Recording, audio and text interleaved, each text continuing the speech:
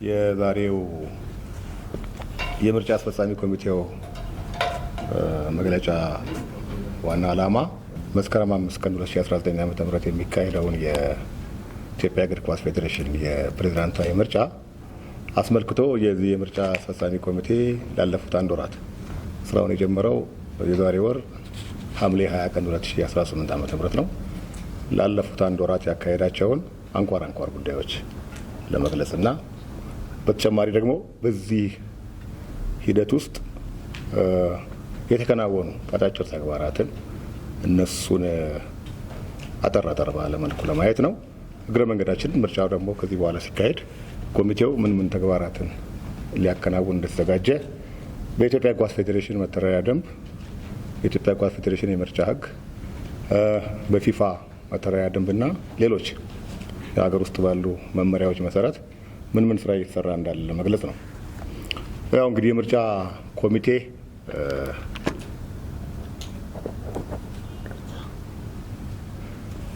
የምርጫ ኮሚቴው የምርጫ አስፈጻሚ ኮሚቴው የሚመራበት የምርጫ ህጉ 3 ተግባርና ኃላፊነት ተሰጥቶታል። የምርጫ ኮሚቴ መጀመሪያው የምርጫውን የማደራጀት ነው።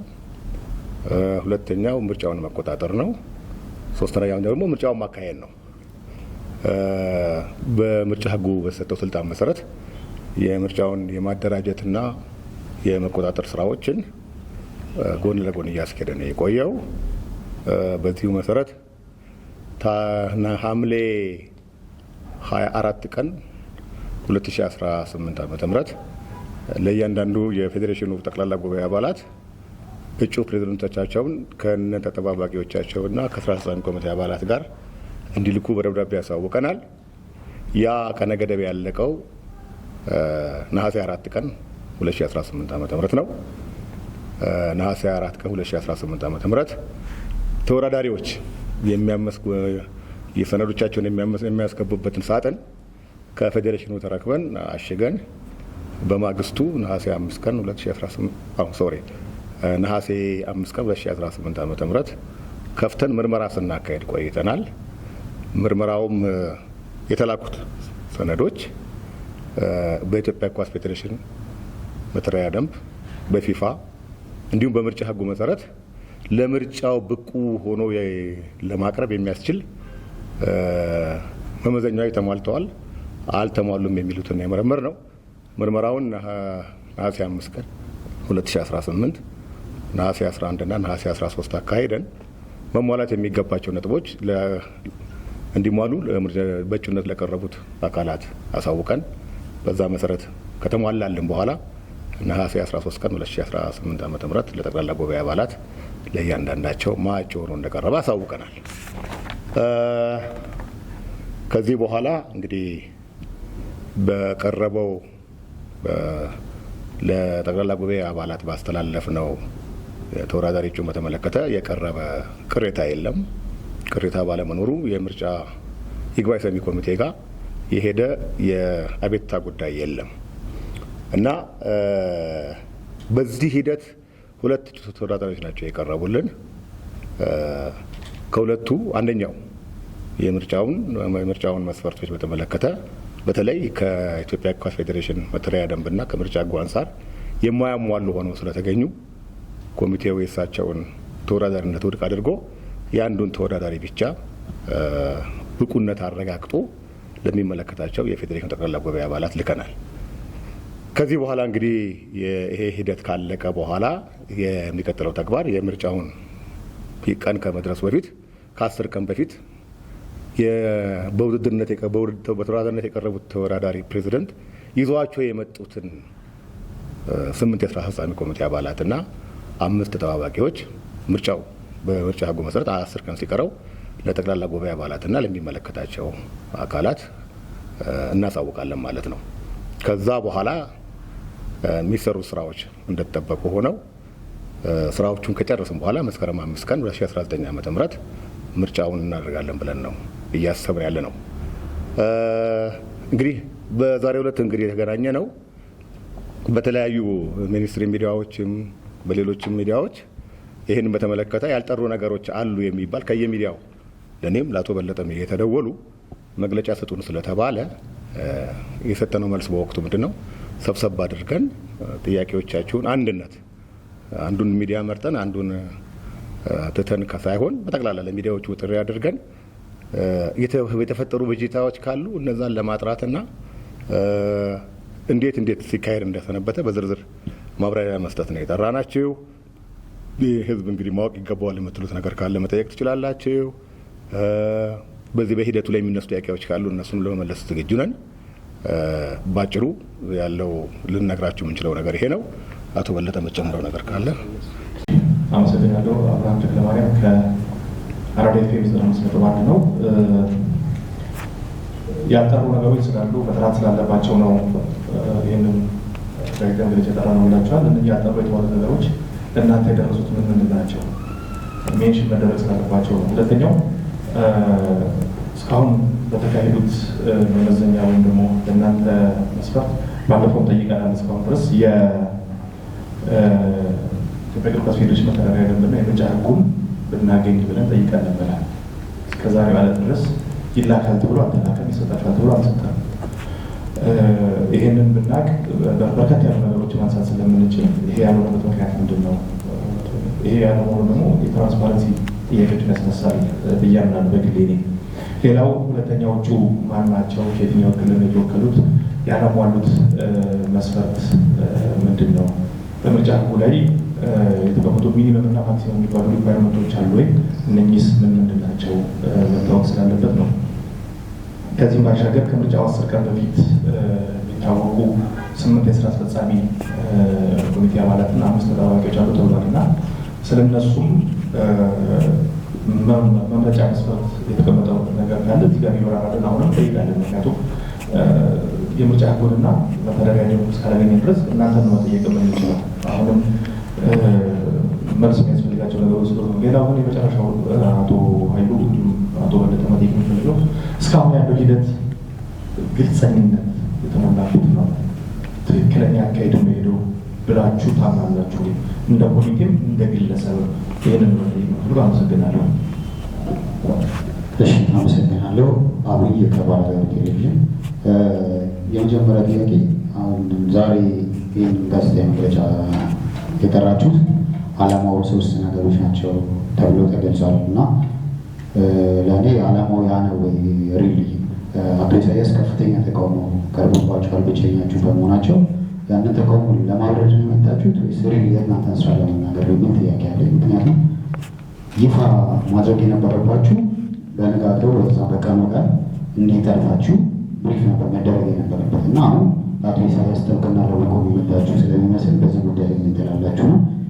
ሌላ እጩዎቹን ይፋ ያደረጋችሁበት መንገድ ከገለልተኝነት ጋር የሚገናኙ ጥያቄዎች አሁን ስለሚያያዙባችሁ በፌዴሬሽኑ ገጽ ላይ ነው ብቸኛችሁ መሆናቸው የተገለጸው። የራሳቸው የሆነ ፕላትፎርም የላችሁ እና በፌዴሬሽኑ ጥላ ስር የምትንቀሳቀሱ ናቸው እና የምርጫ አስፈጻሚ ሬዲ ናቸው የሚል ጥያቄ ምክር ይጠርሶብኛል። መረጃ መሰጡበት ምናልክ የፌዴሬሽኑ ምንድን ናችሁ? በፌዴሬሽኑ ጥላ ስር ያ ማለት አንድ ምርጫ አስፈጻሚ በሀገራዊ ደረጃ በሌሎቹ ብናይ ፕላትፎርም አለ የራሱ መረጃ የምናገርበት አፕዴት የሚደረግበት እና የፌዴሬሽን ኮሚኒኬሽን እጩዎቹን ይፋ ያደረገው። ይህ ማለት ገለልተኝነታቸው ላይ ራሱ አጠቃላይ አሰራር ላይ ትልቅ ጥያቄ የሚፈጥር ነው። ሌላ ጠቅላላ ጉባኤ ከመረጣችሁ በኋላ እንደ ምርጫ አስፈጻሚ ፕሮፌሽናሊ የእናንተ ትልቅ ወደፊት ማድረግ መደረግ ብቻ ሳይሆን ሀገሪቱ ላይ ባለ ስፖርት ምህዳር ትልቅ ነገር ፈጥሮ የተሻለ ለውጥ እንዲመጣ የማድረግም ኃላፊነት ስላለባችሁ ቀኖቹ በጣም አጭር ነበሩ። የተጣደፉ ነገሮች እንዲኖሩ ተደርጓል እና የዛሬ 4 ዓመት አብረናችሁ ነበረ።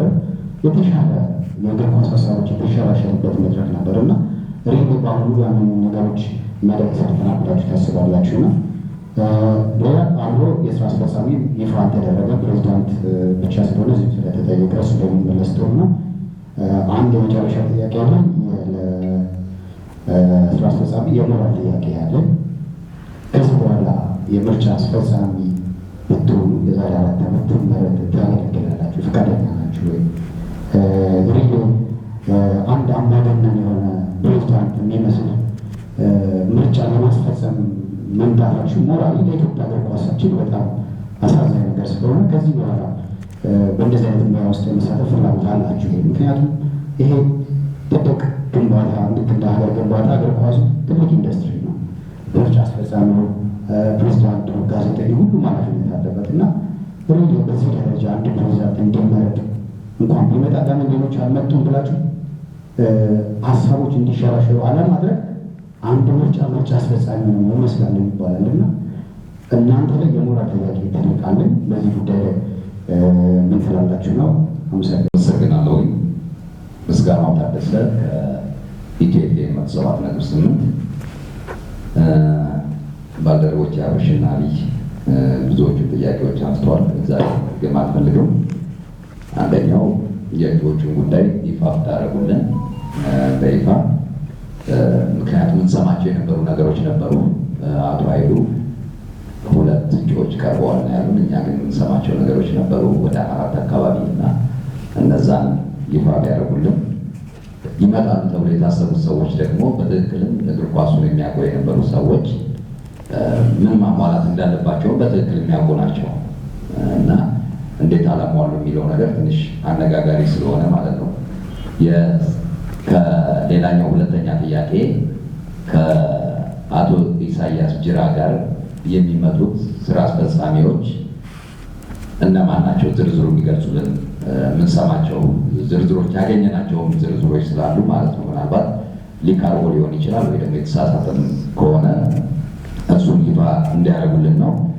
ሌላኛው ምናልባት የኔ ጥያቄ በብዙዎች ዘንድ ጥያቄ አስነስቷል። አቶ ኢሳያስ ጅራ በብቸኝነት በእጩነት ቀርበዋል የሚል የኢትዮጵያ እግር ኳስ ፌዴሬሽን የምርጫ ጊዜ የመጽሐፍ ቅዱስ ቃል አይደለም ወይም ቁርአን አይደለም። ሊራዘም አይችልም ነበር።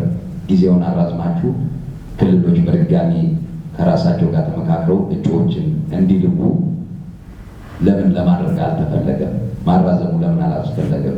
ቅድም አብይ እንዳነሳው ጥድፊያና ወከባ የተሞላበት ነበር። 10 ቀናት ውስጥ ቶሎ ቶሎ ብቻ ያዋከባችሁት ነገር ስላለ እናንተንም አስመራጮችንም ጭምር ለትችት የዳረገ እንደሆነ ስላየሁኝ ነው። አቶ ኃይሉ ከቢቢሲ ጋር ባደረጉት ቃለ መጠይቅ በይፋ በዝርዝር አልገልጽም የሚል ነገር አንስተው ስለነበረ፣ ሌላኛው የፌዴሬሽኑ የፕሬዚዳንትነት ምርጫ 2 ተርም 3 ተርም የሚለው ነገር ብዙ ሲያጨቃጭቅ ነበረ። አንደኛው የዛሬ ዓመት ከምናምን 40 ምንጭ ላይ ነው ብዙዎቹ ድራማዎቹ የተጠናቀቁት። ምክንያቱም አይወዜር እዛ ነበርኩኝ አውቃለሁኝ እና ከዛ በኋላ መስከረም እዚህ የተደረገው ስብሰባ ላይ ምንም ሊያመጡ አልቻሉም። 40 ምንጭ ላይ አጨብጭበው የወጡበት ጉዳይ ስለሆነ ጠቅላላ ጉባኤው ማለት ነው እና ሌላኛው አስመራጭ ኮሚቴው ራሱ አቶ ኃይሉ ስንት ዓመት ነው ያስመረጡት? የእናንተስ ያስመራጭ ኮሚቴ ገደብ የለውም ወይ? እርስዎም ከሚተቹት መካከል አንዱ ስለሆኑ ማለት ነው። እነዚህ ጉዳዮች ላይ ምላሽ ቢሰጡ አመሰግናለሁ። ያልጠሩ ምንድናቸው የሚለውን በተመለከተ አብርሃም ጥሩ ጥያቄ ነው የጠየቀው። ለመናገር ያልጠሩ ነገር በዋነኛነት የምርጫ አስፈጻሚ ኮሚቴ ምን እንደሚሰራ እንዲያዘው ያልጠራው ጉዳይ የምርጫ አስፈጻሚ ኮሚቴ ምን እንደሚሰራ ሁሉ የታወቀ አይመስልንም። ይህንን ማጥራት አለብን።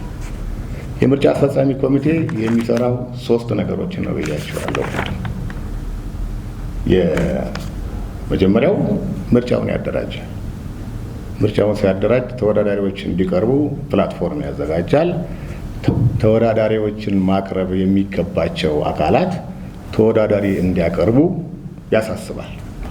ከዛ በኋላ ተወዳዳሪዎች የሚቀርቡበትን ሁኔታና ተወዳዳሪዎች ያቀረቧቸው ሰነዶች ተቀብለን የምናስተናግድበትን ቦታ እናመቻቻለን። ስለዚህ ይሄ አንዱ የምርጫ አስፈጻሚ ኮሚቴ ስራ ነው። ሁለተኛው ተወዳዳሪዎች ከመጡ በኋላ የቀረቡት ሰነዶች በፌዴሬሽኑ መተዳደሪያ ደንብ፣ በፌዴሬሽኑ የምርጫ ሕግ፣ በባህልና ስፖርት ሚኒስቴር ባወጣቸው የተለያዩ መመሪያዎች መሰረት መስፈርቱን የሚያሟሉ እጩዎች መጥተዋል አልመጡም የሚለውን እንመረምራለን። ይሄንን መርምረን ከጨረስን በኋላ የምናደርገው ምንድን ነው? መመዘኛውን የሚያሟሉ ተወዳዳሪዎችን በተመለከተ ለሚመለከታቸው የጠቅላላ ጉባኤ አባላት እንልካለን። ከዛ በኋላ በዛ ቅሬታ ካልቀረበ ምርጫው በሚደርስበት ጊዜ አደራጅተን ምርጫውን እናካሄዳለን። አሁን ግን ይሄ ሂደት የገባቸው ባለሙያዎች እንዳሉ እናውቃለን። ገብቷቸው እንዳልገባቸው ለመሆን የፈለጉም እንዳሉ እናውቃለን። ያልገባቸው እንዳሉም እናውቃለን። ስለዚህ አንዱ ዓላማችን ይሄ ነው። ዛሬ ያልጠፉ ጉዳዮች ያሉ ናቸው። ሁለተኛው ምርጫው እየሄደበት ያለበትን መንገድ ህዝብ ማወቅ አለበት። የኢትዮጵያ እግር ኳስ ሲባል ኢትዮጵያን ሁሉ የሚመለከት ነው። ስለዚህ በዚህ ባለፈው አንድ ወር ውስጥ የምርጫ አስፈጻሚ ኮሚቴው ምን ሲሰራ ቆየ፣ ምንን አከናወነ፣ ለወደፊት ምን ለመስራት አስቧል የሚለውን እነሱን በዝርዝር ለመግለጽ ነው እና ያልጠሩ ጉዳይ ናቸው። ይሄ ነው ህጎቹን፣ በተለይ መተዳደሪያ ደንቡና ምርጫ ህጉን ለምን አልሰጣችሁንም? ይህን ባለፈው አቶ ባህሩ ባለበት ነው አቶ አብርሃም አንተን ያቀረብከው። ከፌዴሬሽኑ አይ ቲንክ ፌዴሬሽኑ ይሰጣችኋል ብለን ነው የምናስበው። እኛ የምርጫ ህጉንና መተዳደሪያ ደንቡን የምናድልበት ስርዓትም የለም። ብትጠይቁን ለመተባበር ዝግጁ ነው። ከፌዴሬሽኑ እንዲሰጧችሁ ግፊት ማሳደር እንችላለን እንጂ ይሄ በእኛ ስራ ያለ ጉዳይም አይደለም። የፌዴሬሽኑ ጽሕፈት ቤት መስራት የሚገባው ጉዳይ ነውና። ሌላው አብርሃም ያቀረብከው ለምን ከምርጫው 10 ቀናት በፊት በተለይ ስራ አስፈጻሚ ኮሚቴ አባላት 8ቱን እና 5 ተጠባባቂዎች አትገልጹልንም? ለምን ታስቀምጣላችሁ የሚል ጥያቄ ነው ያቀረብከው። ይሄ የምርጫ ህጉ ነው። አይ ቲንክ አሁንም ቅድም አብርሃም እንዳልከው የምርጫ ህጉና መተዳደሪያ ደንቡ በእጃቸው አለመኖሩ ክፍተቶች እንዳሉ እየተገነዘብን ያለ ነው እና ምርጫ ህጉ በግልጽ የሚያሳየው ምንድነው? የምርጫ አስፈጻሚ ኮሚቴው ስራውን ሲሰራ ቆይቶ ተወዳዳሪዎችን ለጠቅላላ ጉባኤ አባላት ለሚመለከታቸው አካላት ማሳወቅ የሚገባው ምርጫው ሊደርስ ሲል 10 ቀናት ሲቀሩት ነው። በዛ መሰረት ነው ያቆየ ነው እንጂ ራሳችን በራሳችን ይህን ጉዳይ እንዲሆን አለበት ብለን አይደለም። እስካሁን ያለው ሂደት ግልጽነት ያለው ነው ወይ? 3 ነገሮችን ለይተን እኔ የመጀመሪያው ተወዳዳሪዎች እንግዲህ ቅድም ማደራጀት፣ መምራት እና ምርጫውን ማካሄድ ብለናል። ያን በተመለከተ በግልጽነት እየሰራን ያለ ነው። አሁን ያለንበት ሂደት ምን ነበር? በተለይ እስከ ነሐሴ 13 የነበረው ሂደት ምን ነበር? ተወዳዳሪዎች ቀርበው የተወዳዳሪዎችን መለየት ነበር ስራ የነበረው።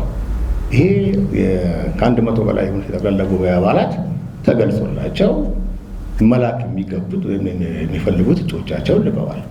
በድብቅ የተሰራ ነገር የለም ይህም በተመለከተ። ስለዚህ ግልጽነት ነው። አይ ግልጽ ያልሆነ ነገር አለ፣ በድብቅ የሰራችሁት ነገር አለ ተብሎ የተነገሩት ጉዳዮች አሉ። እሱም በተመለከተ እኛ በግልጽ እየሰራን ያለ ነው። ምንም 1% ጥርጣሬ የለኝም በግልጽነት ለመስራታችን። ይሄን ግን በግልጽነት አልሰራችሁት የምትሉት ነገር ካለ ይነሳና ልናጠራው እንችላለን። ስለዚህ በግልጽነት እየሄድን ያለ ነው። አብይ ዓላማው የአቶ ኢሳያስ የተነሳውን ተቃውሞ ጥብቅና ለመቆም ነው ዛሬ የመጣችሁት። እኛ ለማንም ጥብቅና አንቆም። ኢሳያስ ተቃውሞ ሊነሳ ይችላል። መነሳቱን ክርክር መፍጠሩን የኛ ጉዳይ አይደለም። የኛ ስራ ምርጫውን ማስፈጸም ነው። አቶ ኢሳያስ የምርጫ ህጉንና የመተዳደሪያ ደንቡን ጥሰው ለምርጫ ቀርበው ከሆነ እሱ በሚመለከተው ቦታ ቀርቦ ክርክር ይደረግበት። ጉባኤም እየጠበቀ ነው ያለው እንጂ እኛ አቶ ኢሳያስ ያቀረቡትን ሰነዶች ከመመርመር ውጭ ለእሳቸው ጥብቅና የምንቆምበት። አቶ ኢሳያስ ማን ስለሆኑ ነው እኛ ጥብቅና የምንቆመው? ምን ስለሆኑ ነው እኛ ጥብቅና የምንቆመው? የምርጫ አስፈጻሚ ኮሚቴ በምርጫ ህጉ መሰረት መስራት የሚገባውን ይሰራል። ጥብቅና ይቆማል የሚል ፕሮቪዥን የለም። እዛ ላይ አንድም ፕሮቪዥን የለም። ኃይሉ ጥብቅና ቆመሃል፣ በለጠ ጥብቅና ቆመሃል የምትሉ ከሆነ አምጡት። ቆመን ከሆነ ይቅርታ እንጠይቅ። ግን አንዲት ሰከንድ ጥርጣሬ የለኝም። ለማንም ጥብቅና አልቆምም። ለማንም በለጠም አይቆምም። እንደኔ ሆኜ እርግጠኛ ሆኜ እናገራለሁ። አንዳንዴ የምንናገራቸው ቃላቶች እንደ መርጠን ብንናገር ጥሩ። ትልቅ ሰው ነን እዚህ ቦታ ያለ ነው። ጠበቃ ነኝ እኔ። ጥብቅና ስትል ምን እንደሆነ ይገባኛል ትርጉሙ እና ባልተገባ መንገድ ቋንቋዎችን እንጠቀም። ኢሳያስ የሄደበት መንገድ ተገቢ አይደለም የሚባል ከሆነ ጉባኤ ይቀርብለታል። እዛ ጉባኤ ላይ ጉዳዩ ይቀርባል። ከዛ በኋላ ይፋ ይወጣል። ከልሞላ ምን በወጣው ነው የኢሳያስ ጠበቃ ነው ተብሎ የሚወቀሰው? ምርጫ አስፈጻሚ ኮሚቴ አባል ሆኜ በመስራቴ ነው? በለጠ ምን በወጣው ነው እዚህ ጉዳይ ላይ መጥቶ ጥብቅና ቆመ የሚባለው? ምርጫ አስፈጻሚ ኮሚቴ ሆኖ በመስራቱ ነው? ተገቢ አይደለም። በፌዴሬሽኑ ጥላ ስር ነው ያላችሁት። የራሳችሁን ፕላትፎርም አልፈጠራችሁም። ይሄ ትንሽ እንደው ገንቢ ሀሳብ ነው። ፈጥረን የራሳችንን ፕላትፎርም ፈጥረን በራሳችን መንገድ ለመሄድ ግን የሰው ኃይል ያስፈልገናል። ያለነው የተወሰነ የምርጫ አስፈጻሚ ኮሚቴ አባላት ነን። ምርጫውን እያስፈጸምን ያለ ነው። ደግሞ ኃጢአቱ ምንድን ነው? የምርጫ አስፈጻሚ ኮሚቴ በየቀኑ የሚያካሄደውን ስራ በፌዴሬሽኑ ፕላትፎርም መጠቀም ኃጢአት የሚያደርገው ምንድን ነው? የምርጫ አስፈጻሚ ኮሚቴ የሚፈጽማቸውን ተግባራት በፌዴሬሽኑ ፕላትፎርም መዘርጋቱ ምንድን ነው ኃጢአቱ? ያንን በዛ ሂደት መሄዳችንስ ለምንድን ነው ጥያቄ የሚያስነሳው? እስቲ ያስቡት። እኛ የምርጫ አስፈጻሚ ኮሚቴዎች ይህን የራሳችንን ሶሻል ሚዲያ ክሬት አድርገን እኮ ባለሙያ ያስፈልገናል።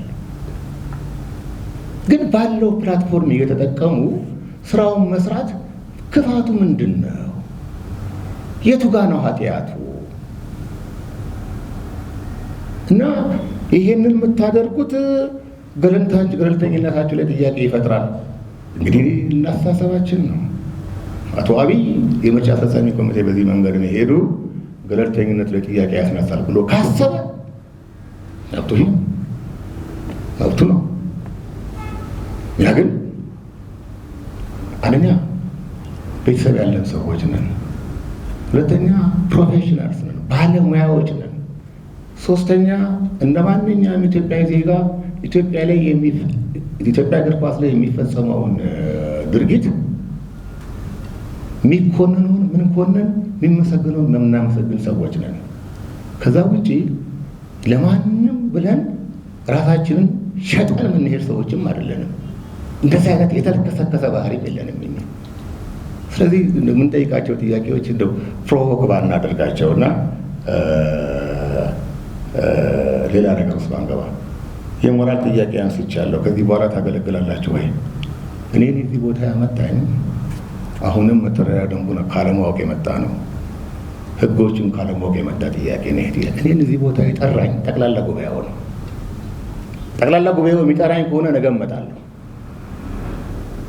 ነገ አንተ ይህን ጥያቄ ስላነሳ አንገቴን እንደፍቼ የምቀር ሰውም አይደለሁም። ካልፈለገኝ ደግሞ አልመጣም። አለቀ። ትንሽ ለሀገሬ ከማውቀው እውቀት ካለኝ ልምድ በእድሜ ካካበትኩት እውቀት ለአገልግል ብዬ የመጣሁ እንጂ የማንም አሽከር ልሆን የመጣው ሰው አይደለሁም። እኔ ሌሎቹ እንዲመጡ አልሰራቸውም። አሁንም ይሄም መተዳደሪያ ደንቡን ካለማወቅ የመጣ ነው። ምርጫ አስፈጻሚ ኮሚቴ ለሁላችሁም ግልጽ እንዲሆን የምፈልገው የምርጫውን ሂደት መምራት ብቻ ነው እንጂ ክልሎችን እየሄደ የጠቅላላ ጉባኤ አባላትን እየሄደ እያንኳኳ ተወዳዳሪ ላኩ አይልም። ብሔራዊ ምርጫ ቦርድ ኢትዮጵያን ምርጫ የሚያካሂደው በየወረዳውና በየክልሉ እየሄደ እጩ አምጡ ብሎ ይቀሰቅሳል እንዴ? ይሄ እኮ ምርጫ ነው። የአስመራጭ ኮሚቴ ደግሞ የሚሰራው በህግ በተሰጠው ስልጣን መሰረት ነው። እንዴት ነው? በምን ሂሳብ ነው የአስመራጭ ኮሚቴ ክልሎችን ሄዶ እባካችሁን እጩ አላካችሁም፣ እባካችሁን ተወዳዳሪ አላካችሁም ላኩልን ብሎ የሚቀሰቅሰው? ጠቅላላ ጉባኤው እኮ 4 ዓመት ሲዘጋጅ እኮ ነው ይክልሉ 4 ዓመት ሲዘጋጅ የከረመን ጠቅላላ ጉባኤ እባክህ ምርጫ አንደኛ የህግ ማዕቀፍም የለም ያንን የሚያስበል፣ ሁለተኛ አሰራሩም አይፈቅድም፣ ሶስተኛ ሞራሊ የማያስኬደንም። ቅድም የሞራል ጥያቄ ስላነሳ ነው። ሞራሊ የማያስኬደንም ስራችንን ነው በአግባቡ የምንሰራው። ስለዚህ ይሄን በተመለከተ ይሄ ጥያቄ የመጣው አሁንም ቅድም አብይ እንዳለው የፌዴሬሽኑን መተዳደሪያ ደንብና በመስረጃ ጽሁፍ ካለማወቅ የተነሳ ነው። በተቻላችሁ መጠን ሰነዶችን አግኝታችሁ አንብቡት። ለህግ ባለሙያ በተለይ የኢትዮጵያ እግር ኳስ ፌዴሬሽን መተዳደሪያ ደንብን እና የምርጫ ደንቡን በደንብ በተሻለ መልኩ የሚያውቁ ስለሆነ በደንብ ያብራሩታል ብዬ አስባለሁ። ግን እኔ አንዳንድ ማለት የምፈልጋቸው ነገሮች አስመራጭ ኮሚቴው ኃጢአቱ ምንድን ነው እኔ ስላልገባኝ ነው። የምርጫ አስፈጻሚ ኮሚቴ ምን የሰራው ወንጀል አለ? ምን የሰራው ነገር አለ? እንደ ማንኛውም የተሰጠን መተዳደሪያ ደንብ ላይ የሚያስቀምጠው ጠቅላላ ጉባኤ ያጸደቀውን ደንብና መመሪያ ይዘን ነው እየተንቀሳቀስን ያለ ነው።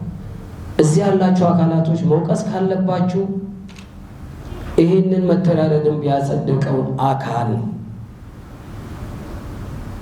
መተዳደሪያ ደንቡ ላይ ከመጽደቁ በፊት መከራከር ያለበት እዚያ ያለ ጠቅላላ ጉባኤ ነው። እኛ ጠቅላላ ጉባኤው ይሄ በዚህ ተመሩ ብሎ በሰጠን መተዳደሪያ ደንብ መሰረት እንደሰራን ነው የምናውቀው። መተዳደሪያ ደንቡን ጥሰን ከሆነ ጠቅላላ ጉባኤ ጠይቀናል። የምርጫ ውለታ ትክክል ከሆነ ትክክል ነው ይለናል። ቀነ ገደቡን ያስቀመጠው ጠቅላላ ጉባኤ ነው፣ እኛ አላስቀመጥንም። እኛ አንድ ቀን ብንጨምር ጠቅላላ ጉባኤው ሊጠይቀን ይችላል። እዚህ ላይ በተቀመጠው ምርጫው ከመካሄዱ ከ10 ቀን በፊት ለጠቅላላ ጉባኤ አባላት እጩዎቹን ታሳውቃላችሁ ይላል። ይሄ ደንብ ላይ የተቀመጠ ነው፣ እኛ የፈጠርነው አይደለም። ቁጭ ያለ ነው። ባይዘው ይሄ ስራ ሲሰራ እያንዳንዱ ስራ ፊፋ ያውቀዋል። ከፊፋ ጋር ኮንታክት ከኢትዮጵያ እግር ኳስ ፌዴሬሽን ጋር ግንኙነት የለንም። ባይዘው አሁን ከሚሰሩ ስራ አስፈጻሚ ሆነ ፕሬዚደንት ጋር ግንኙነት የለንም። እኛ የምናማክረው እያንዳንዷን ነገር የምናማክረው ከፊፋ ጋራ ነው፣ እየተማከርን የሰራ ነው። እንዲህ አይነት ገጥሞናል፣ እንዴት እንፍታው፣ እንዲህ አይነት ነገር አጋጥሞናል፣ እንዴት እናድርገው የሚለውን እያንዳንዱ ከፊፋ ጋራ እየተነጋገርን የሰራናቸው ጉዳዮች ናቸው። እጩ ማምጣት ያለበት መውቀስ ካለባችሁ ክልል ፌዴሬሽኖችን ለምን አትወቅሱ? እጩ ማምጣት ያለበት ማን ነው? በለጠ ዘውዴ? መብት ስልጣን ማን ሰጥቶኝ ነው እጩ እንዳመጣ ማድረገው? እኛ ጋር አንድም ተወዳዳሪም ይሁን አንድም ክልል ጥያቄ አላቀረበም። እኛ ጋር መጥቶ ቀኑን ከማለቁም በፊት ቀኑ ካለቀ በኋላ ቀን አጥሯል እንኳን ብሎ የጠየቀን እኮ አንድም አካል የለም። ቀኑ አጥሯል፣ እጩ የምናመጣበት ቀን አንሷል፣ ቀን ይጨመርልን ያለን አካል የለም። ስለዚህ እኛ ምንድን ነው ማድረግ ያለብን? ተወዳዳሪ መጥቶ እኔ ከዚህ ቤት የዛሬ 4 ዓመት አስታውሳለሁ፣ ቤኒሻንጉል ጋምቤላ ይሆን ቀን አጥሮብናል፣ እጩ ለማቅረብ ቤኒሻንጉል እጩ ለማቅረብ ተቸግረናል፣ ቀን ይሰጠን አሉ። እሺ ብለን ቀን ሰጠን። ስለጠየቁን ነው ቀን የሰጠነው ያኔ። አሁን ቀን የጠየቀን አካል የለም፣ አጥሯል ያለን ሰው የለም። መጥቶ እኛ ጋር እጩ ተወዳዳሪም ይሁን ክልል ፌዴሬሽን የለም። አሁን ላሉት ቀጣይ ለሚወዳደሩት ፕሬዝዳንት 8 ክልሎች ድጋፍ ሰጥተዋል። 8 ክልሎች። ታዲያ ይሄ ደብዳቤ ሲልኩ ለምን ቀኑ አላጠረባቸው? 8 አንድ ከተማ አስተዳደር 8 ክልሎች ድጋፍ ሰጥተዋል። ያውም 8ቱም ብቸኛ ተወዳዳሪ ብለው ደብዳቤ ልከዋል። እጃችን ላይ መረጃው አለ። ብቸኛ ብለው የላኩት እኛ አይደለንም። ክለቦች ወደ 9 ነው ምናምን ክለቦች ልከዋል። ከ9ኙ 6 ክለቦች ብቸኛ ብለው ልከዋል፣ ድጋፍ ሰጥተዋል። እኛ የሚያስፈልገን ለአንድ ፕሬዝዳንት 1 ክልልና 4 ክለቦች ናቸው ድጋፍ የሚያስፈልገው ፕሬዝዳንቱን ለማሳለፍ ከነ ስራ አስፈጻሚዎቻቸው ለማሳለፍ። ከዛም በላይ እኛ ጋር መጥተዋል። እጃችን ላይ ደብዳቤው አለ። ስለዚህ አስመራጭ ምንድን ነው ታዲያ የሰራው? ይህን ነው ማጣራት ያለብን። ህጋዊ ነው፣ ማህተም አለው፣ ቲተር አለው፣ ፎርሙ ተሞልቷል፣ የወከላቸው ክልል አለ፣ ድጋፍ የሰጣቸው ክልሎች አሉ። እነዚህን የላከ አካል ብቸኛ ተወዳዳሪ የኔ ተወካይ ብሎ የላከን አካል እኛ በየበሩ እየሄድን ጩላኩ ብለን የማንኳኳት ስልጣን ማንሰጠን። ስለዚህም በደንብ መረዳት ያስፈልጋል። እኛ አቶ ኢሳያስ እንደ አንድ ተወዳዳሪ ነው የምናያቸው። ተመርጠው በነበሩ ጊዜ ልንቀራረብ እንችል ይሆናል። አሁን ግን ከኛ ጋር ምንም አይነት ግንኙነት በዚህ ምርጫ ዙሪያ ላይ የላቸው። አሟሉ የሚባሉትን ያሟላሉ። ተውት 13 እኮ ቀን በአራት ጨርሰን በ5 ፋይሉን አሽገን ፋይል ስንከፍት ከ5 እስከ 13 እንኳን ባለው ቀን ውስጥ ተውት። ሌላው እንደው ቅድም እንደሚባለው ትንሽ ቀኑን ብታራዝሙት ህግን ብትሱ ምንም ብትሉ ለማለት እኮ በእነዚህ ቀናቶች ውስጥ መጥቶ የጠየቀን አካል የለም። የጠየቀን አካል በሌለበት ሁኔታ አቶ ኢሳያስ ጅራ የኢትዮጵያ እግር ኳስ ፌዴሬሽን የቀጣይ ዓመት ምርጫ ተወዳዳሪ አድርጎ ይፋ አድርጓል። ይህን ደግሞ ለፌዴሬሽኑ በደብዳቤ ለሁሉም ክልል እንዲበተን አቅጣጫ ሰጠን፣ ለጠቅላላ ጉባኤ። ከዛ ላይ ደግሞ በእነሱ ፔጅ ላይ እንዲለቀቅ ተደርጓል። ይህንን አስመራጭ ኮሚቴ ሲሰራ የከረመው የትኛው ክልል ጋር እንሂድኛ? እኛ እኮ ለእኛ ደስተኛ ምንሆን 10፣ 15፣ 20 መቶ ቢወዳደር ደስ ይለናል። አይደለም እሱን ክለቦች ጠይቁ። እጩ ፕሬዚደንት እንዲያቀርቡ ለክልል ለጠቅላላ ጉባኤ ሁሉ ልከናል። እኛ ለክለቦች ሁሉ እጩ እንዲያቀርቡ። ይሄ ማለት ክልሉ ከክልሉ ድጋፍ ይወስዳል። 4 ክለብ ድጋፍ ካገኘ 1 ክለብ ካመጣ ክልሉ ከሰጠው ድጋፍ ይወዳደራል ማለት ነው። የዚህን ያህል ርቀት ሄዷል የአስመራጭ ኮሚቴ። ካላቀረቡ ምን አውቆ የተኛን ሰው ቢቀሰቅሱት ምን እንዴት ነው የሚነሳው? ስለዚህ የዚህን ያህል ርቀት እንዳስመራጭ ኮሚቴ ሄደናል እንጂ የኢሳያስ ወቀሳ እንደናንተ በማንኛውም በሚጻፈው ነገር ነው የምንጽፈው። አንዳንዱ እኛንም ይወቅሰናል። ስለዚህ የእኛ ርቀት በዚህ ልክ ሄደናል። የሌለን ነገር አምጡ ብለን እንቀሰቀስ አንችልም። ክልሎች ለምን አላቁ? እነሱን ጠይቋቸው። እኛ አይደለን መጠየቅ ያለብን። እኛ በመጣው የፊፋን ሕግ አይተነዋል። ፊፋ ላይ ምን ይላል? አንድ እጩ ሲቀርብ፣ አንድ ብቸኛ እጩ ሲቀርብ ይደግፋል አይደግፍም ሚለውን አይተናል። ማየት ነው። የፊፋን ፕሬዚደንት እንዴት እንደተወዳደሩ እናውቃለን። ብቸኛ ሆነው በደንብ ነው የምናውቀው። አሁን እኛ የኢትዮጵያ እግር ኳስ ቢያድግ እኛ ደስተኞች ነን። በዛ ውስጥ ስለሆነ በስፖርት ውስጥ ስለሆነ አንድ ይህን ብንይዝ፣ ሁለተኛ ለስንት ዓመት ነው ወይ ብትመረጡ የአስመራጭ ኮሚቴ የሚለው 2 ተርም ያገለግላል። 1 ተርም 4 ዓመት ጨርሰናል። ሁለተኛው ተርም የዛሬ ዓመት ጠቅላላ ጉባኤው እዚህ ያላችሁ የሚዲያ አካላት ታውቃላችሁ። ጠቅላላ ጉባኤው እንደገና ይቀጥሉ ብሎ የወሰነው ጠቅላላ ጉባኤ እንጂ በዚህ ነገር ውስጥ እሳት ከመሆን በስተቀር ምንም እዚህ የተለየ የምናገኘው ጥቅም ወይም የተለየ ነገር የምናገኘው ነገር የለምና እንደ አስመራጭ ኮሚቴ ግን የምንችለውን ያህል ርቀት ሄደናል። ከዚህ በላይ ግን መሄድ የማንችልባቸው ርቀቶች በደንብ እንድትረዱ እንፈልጋለን። አሁንም ወደ የክልል አንወርድም። ቀንም የሰጠን ቀን አለ። በቃ በአንድ ወር ውስጥ በ30 ቀን ውስጥ ምን ማከናወን እንዳለብን ጠቅላላ ጉባኤ ሰጥቶናል። ሌላው የተጠየቀው ጥያቄ 3 ተርም ነው 2 ተርም ነው የፕሬዝደንቱ ምናምን 2014 ግንቦት ወር ላይ ነው ይሄ የጸደቀው። ታስታውሱ እንደሆነ 3 ተርም አይችሉም ተብሎ የተከለከሉ ስራ አስፈጻሚዎች እኮ ያን ያሉ አንድ ሰው ለስንት ዓመት ያገለግላል የሚል ተርም የጸደቀው ይሄው ደንቡን ማየት ነው። መተዳደሪያ ደንቡ ላይ ቁጭ ብሎ የተቀመጠ ነው ስንት ተርም ማገልገል እንደሚችል። በዛን ወቅት የስራ አስፈጻሚ አካላቶች 3 ተርም ሞልቷቸዋል አትችሉም ብለን ስንከለክል ይህን ደንብ መነሻ አድርገን ነው። አሁንም በዚህ 3 ተርም የሞላቸው ካሉና እኛ ያሳለፍናቸው ከሆነ እኛ ተጠያቂ ነን። ለዚህ ማጣራት ያለብን እኛ 3 ህጎችን ተጠቅመናል። በቃ የፊፋን ህግ እናያለን፣ የኢትዮጵያ እግር ኳስ ፌዴሬሽን ህግ እናያለን፣ የሀገሪቷን ህግ እናያለን።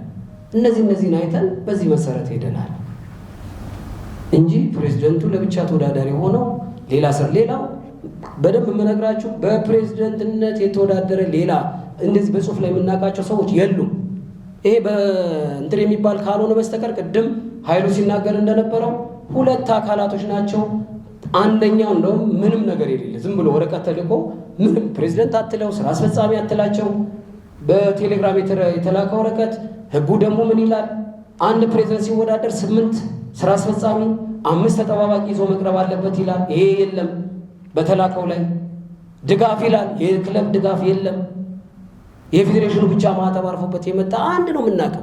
ከዚህ ውጪ 0.5 በፕሬዝደንትነት የተወዳደረ ሰው የለም። ይሄው እርግጠኛ በሚዲያ ፊት ነው የምንናገረው።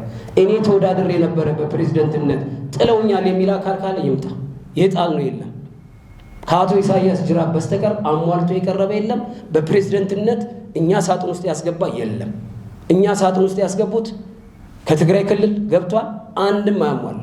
ክለብ ተወካይ የለ፣ እዚህ ጋር ፕሬዚደንት ይላል፣ መልሶ ራሱን ስራ አስፈጻሚ ያደርገዋል። ይህ እንዴት ነው? እኛ ምን ይህንም ማጣራት ነው የኛ ስራ። የክለብ ውክልና የሌለው ምንም የሌለ ሰነድ እንዴት አድርገን እናወዳደር? ከዚህ ውጭ የቀረበ የለም። እኛም እንደናንተ የሚጻፈውን እናነባለን። አንድም የቀረበ የለም፣ ውሸት ነው። ይኸው እዚህ ነው የምንናገረው። አቶ ኢሳያስ ጅራ ብቻ ናቸው በፕሬዝደንትነት ክልሎች ውክልና የሰጧቸው። ይህም በደንብ ማየት ያስፈልጋል እንጂ የማንም ውግንን የበለጠ ነኝ። ማንም ምንም ቢል ምንም የሚያስፈራኝ ምደብቀው ይሄ እጄ ንጹህ ነው እንጂ አቶ ኢሳያስ ለእኔ አንድ ሰው ናቸው። አንድ ግለሰብ ለእኔ አንድ ግለሰብ ናቸው። ለእኔ የሚበልጥብኝ 120-130 ሚሊዮን ህዝብ የሚወደውን እግር ኳስ ትንሽ አስተዋጽኦ ማድረግ እንጂ በማይሆን ሰው ኢትዮጵያ እግር ኳስ ቤት እንድመጣ አቶ ኢሳያስ መጣል ነበረብን እኛ። እሺ አሟልተው መጡኝ፣ ሰው አጣራን፣ አሳለፍን። አይ አቶ ኢሳያስ ጅራ አትችሉም በፕሬዝደንትነት ማለት እንችላለን እኛ። ከዛ ደግሞ ሌላው በይግባኝ እንኳን የመጣ አንድ አካል የለም። ይግባኝ የጠየቀ የለም። ትክክል አይደለም አሰራሩ ብሎ የጠየቀን አካል የለም። ስለዚህ ትክክለኛ አሰራሩን ተከትለን ህጉ በሚፈቅድልን መሰረት ሄደናል እንጂ አቶ ኢሳያስ ስለተወቀሱ ለሳቸው ለማብረድ አይደለም። ከብዙ ሚዲያዎች ጋር ይገናኛለሁ። ሁሉም መላምት እያወራ ነው። ሁሉም የራሱን ሀሳብ እየገለጸ ነው። ለምንድን ነው መግለጫ እኛ ማንሰጠው ብለን የቀረብነው እኛ ነን። በማግስቱ መስጠት ነበረባቸው። ሁለተኛ ቀን እሺ እሱን እንቀበል፣ መስጠት ነበረብን። አሁንም አልረፈደም። ገና ከዚህ በኋላ ገና ብዙ ስራ ይጠብቀናል። ስለዚህ ለሁሉም አንድ ላይ መግለጫ መስጠት አለብን። ብዙ ሚዲያዎች እኔ ጋር ትደውላላችሁ።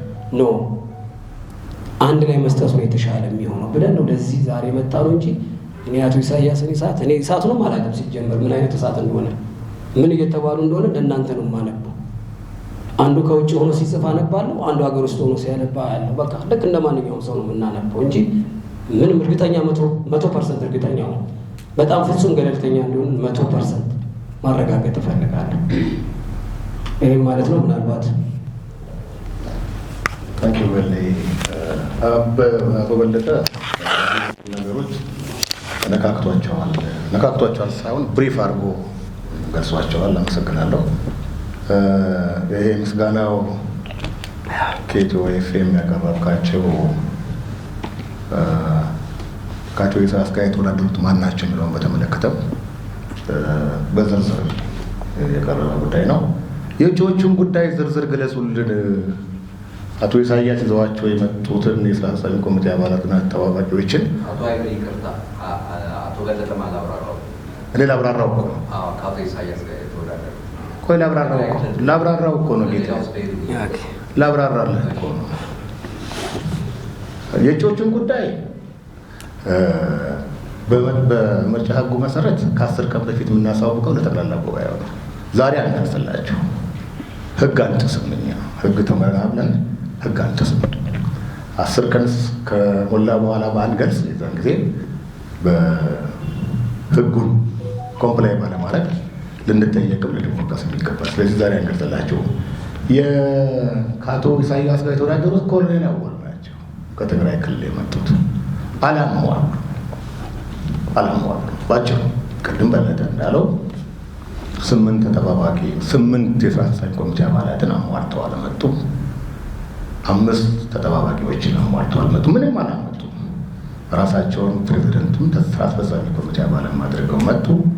ከዛ ውጭ ብዙ ከመተዳደሪያ ደንቡ አንጻር ያላሟላቸው ጉዳዮች ስላሉ በእኛ በኩል ተቀባይነት እጩነታቸው ተቀባይነት አላገኘም። ይህንንም ዲስክሎዝ አድርገን ቅሬታ አለን ይህን በተመለከተ ተብሎ የቀረበ ይግባኝ የለም። ይግባኝ ቢቀርብ ለይግባኝ ሰሚ ኮሚቴ ይቀርባል። ለዚህ ምርጫ አስፈጻሚው በዛ መሰረት ብታይ 4 ተቀርበዋል ያለው አሁን ነው። አንተ መሰማው አሁን ነው። ማንም የለም። ውሸታቸው ነው እንደዚህ ያሉ ለአንተ ተሳስተው ነው ያሳሳቱ አንተ ውሸቱ። እስቲ እከሌ ቀርቦ ምርጫ አስፈጻሚ ኮሚቴ ሳይቀበል ቀረ ብለህ ንገረኝ። የለም። የሌለ ነገር ነግረው ነው ያሳሳቱ አንተ። አቶ ኢሳያስ በብቸኝነት ቀርበዋል። ለምን አላረዘማቸው? በሌ በዝርዝር ሄዶበታል። አንድ እጁ ነው የቀረው። እውነት ለመናገር እኛ ልክ ሳጥኑን ስንከፍተው ምቾት አልተሰማንም። እውነት እንናገር ከተባለ አልተሰማንም ምቾት። ይህንን ለጠቅላላ ጉባኤው በዝርዝር እናስረዳለን። ግን ስራችንን መስራት አለብን። አንድ እጩ ስለቀረበ ፕሮሲድ ማድረግ አችሉም የሚል መተዳደሪያ ደንቡ ላይም የለም፣ ምርጫ ህጉ ላይም የለም፣ ፊፋ ስታቹት ላይም የለም። ለዚህ ነው ፕሮሲድ ያደረግነው። አይ ይህንን ይዘን ስንቀርብ ጠቅላላ ጉባኤው ኖ እንዴት አንድ እጩ ብቻ ይዛችሁ ትቀርባላችሁ ካለ መልስ አለን። አይ ስራችሁ አግባብ አለም ውድቅ ካደረገው እንቀበላለን። ጊዜውን አታራዝሙም ወይ? የኔ ወንድም ምስጋናው አውቆ የተኛን ቢቀሰቀሱትም ቀን አይልም። እስቲ አስበው ከ14 እግር ኳስ ፌዴሬሽኖች 9ኙ በብቸኝነት ድጋፍ ሲሰጡ አንዱ በድጋፍ ሰጥተው ከ14ቱ 12ቱ ድጋፍ ሲሰጡ ምን ይታያል አንተ? ለምን እነሱን አትጠይቋቸው? በብቸኝነት ድጋፍ ሰጠው ሲል ለምን እነሱን አትጠይቋቸው? እሱን ክለቦች ከ9ኙ 6ቱ በብቸኝነት ድጋፍ ሲሰጡ በብቸኝነት ወረቀቱ አለ እናወጣዋለን አንድ ቀን ሚዲያ ላይ። ለምን እነሱን አትጠይቋቸው? እንዴት በብቸኝነት ድጋፍ ትሰጣላችሁ ብላችሁ 3 ክለቦች ድጋፍ ሰጥተዋል።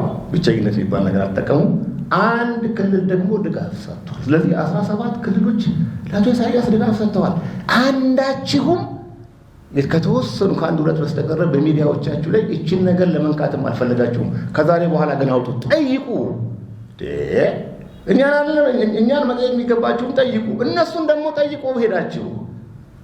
የዛሬ 4 ዓመት የነበረው ያ ሁሉ የምርጫ ፉክክር በአልጎርና በትንሹ ቡሽ መካከል የነበረው ፕሬዝደንታዊ ምርጫ እንደ አውሮፓ አቋጥ 2000 የነበረው አይነት ምርጫ ስሜት የት ሄደ ዛሬ? ማን ነው እንደዚህ ያደረገው? ጠይቁ። ለእኛ መጠየቅ የሚገባችሁ ለእኛ ቆጥራችሁ ስጡን። ለሌላው መጠየቅ የሚገባችሁን ደግሞ እዛ ሄዳችሁ ጠይቁ። ጥድፊያና ወከባ የበዛበት ምን ነው? ጥድፊያና ወከባ የበዛበት የምርጫ ህጉ በ10 ቀን ውስጥ ሰነድ አቅርቡ ይላል። አለቀ። ከሐምሌ 24 እስከ ነሐሴ 4 ሰጠን። አለቀ። እንደውም አንድ ቀን ጨምረናል። አንድ እሑድ ስላለ ብለን ከሐምሌ 24 ጀምረ እስከ ነሐሴ 14 ብቆጥረው 11 ቀን ነው ጨምረን ለጋስ ሆነናል እኛ። ከዛ በኋላ የመጣው የሁለት ተወዳዳሪ ሰነድ ነው። ነሐሴ 5 መረመር ነው። መሟላት የሚገባቸው ነገሮች ካሉ መለስን ለተወዳዳሪዎቹ አሟልቶ አመጡ። 11 ነሐሴ 11 አየነው፣ 13 ኢንዶርስ አደረግነው። በቃ ታሪኩ ይሄ ነው። የአስመራጭ ኮሚቴው ገደብ የለም ወይ? እኔ ለምንድን ነው መተዳደሪያ ደንቡንና የምርጫ ህጉን ማታነቡት? ግን እሱ ነው እኮ ችግሩ።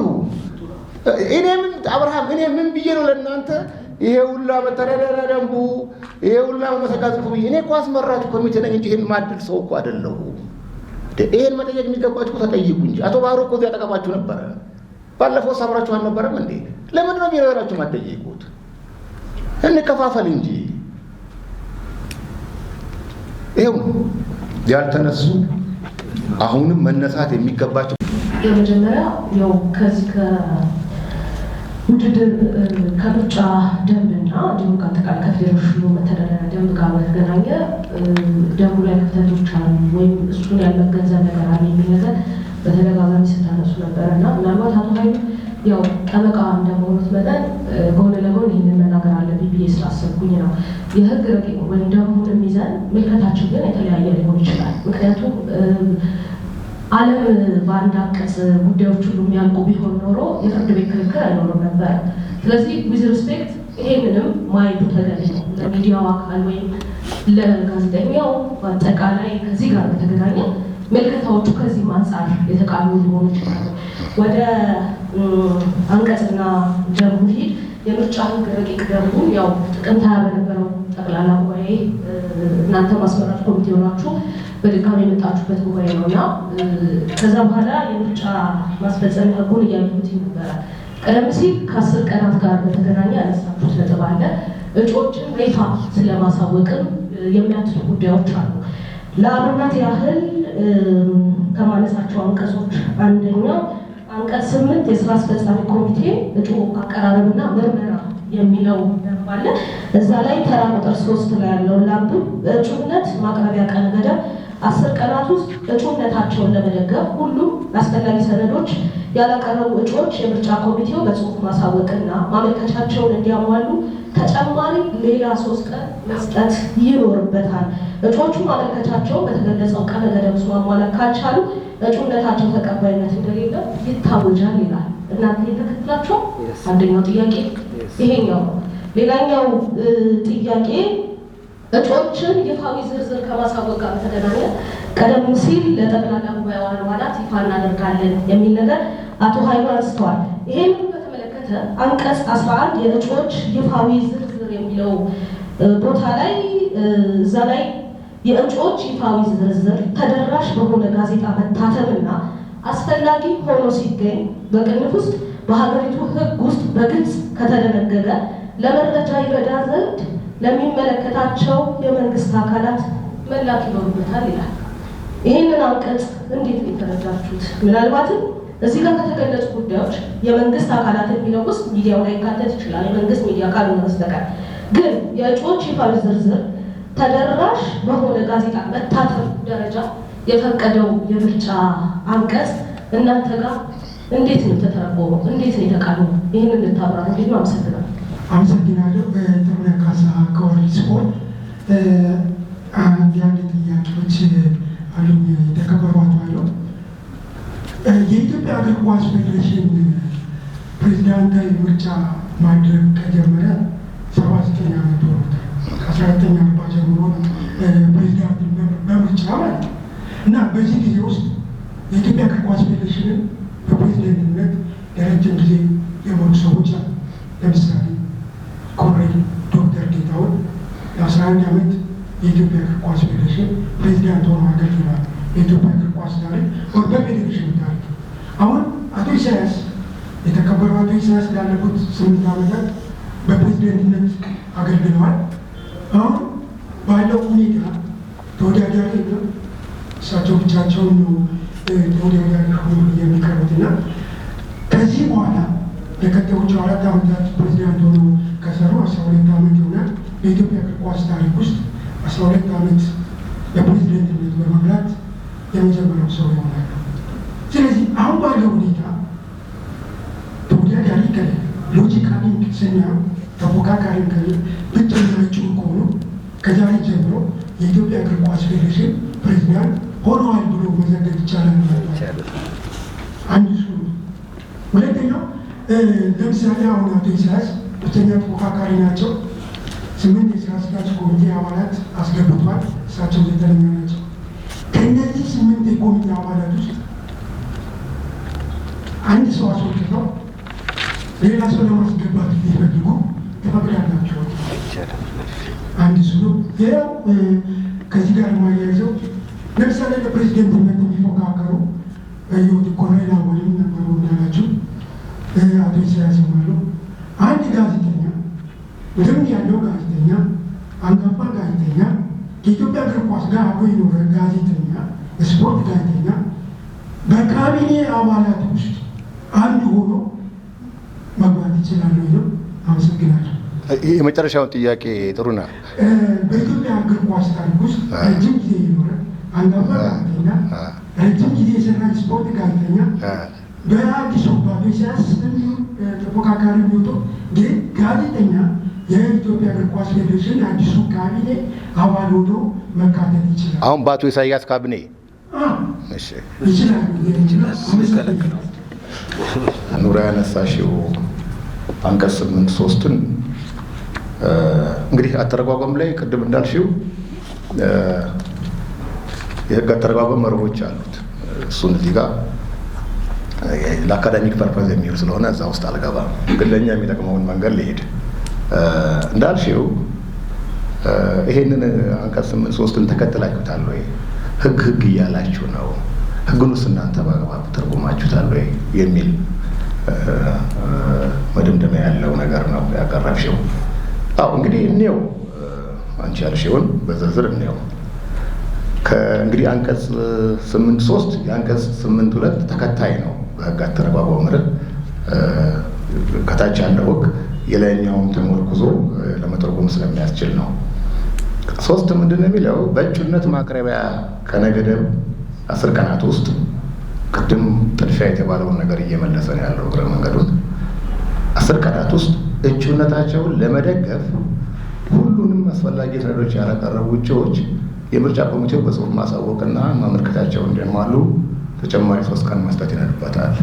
ምንድን ነው ያደረግነው?